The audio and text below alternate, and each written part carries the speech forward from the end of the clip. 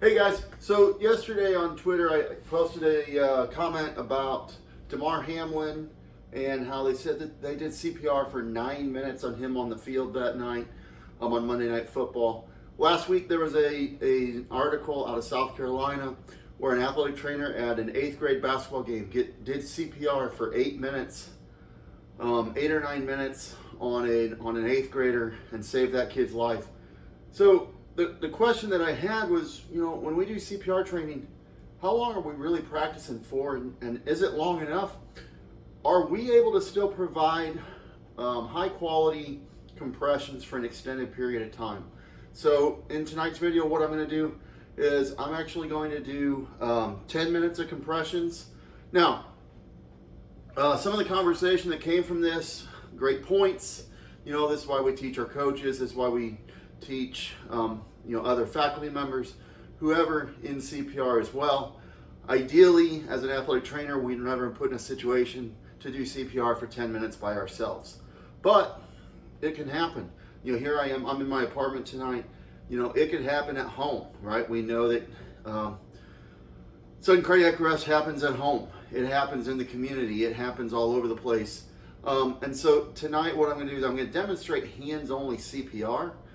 Since that's what we teach to the lay community today as well. I'm going to stick to hands-only CPR. That's 100 compressions a minute.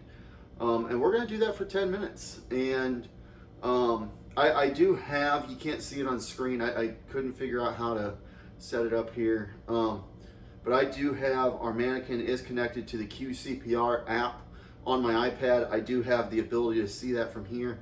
I'll show you that at the end of the video. What that looks like, and I'm going to do a time lapse of 10 minutes, so we're not going to sit here forever tonight.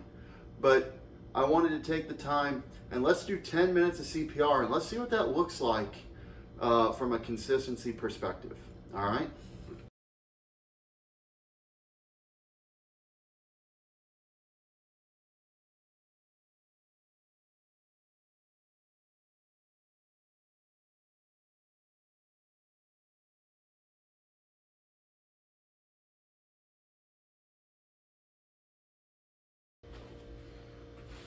All right, so I'm looking at my stats here on the QCPR app.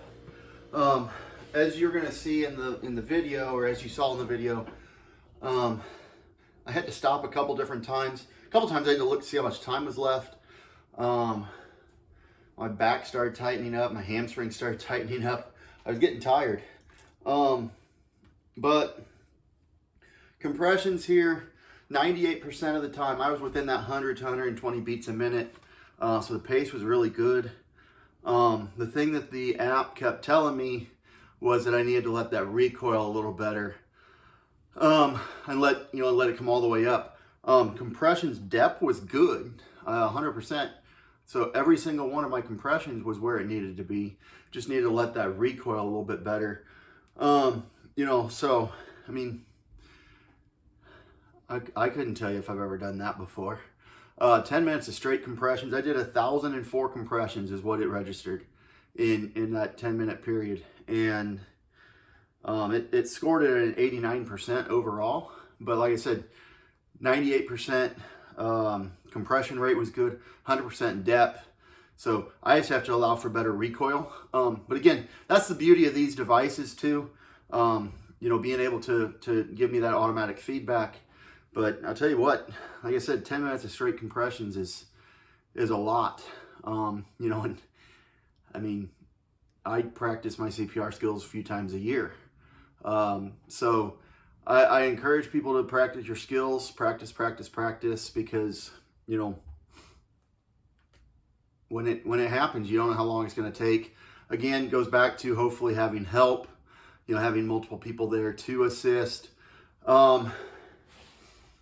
You would also hopefully have a situation where the AED is coming in, so you've got that taking place and those sorts of things as well, to where you really wouldn't be doing compressions for 10 minutes straight. But that's a demo for you. And like I said, I challenge others, coaches, athletic trainers, try this out. Take 10 minutes and see how you do.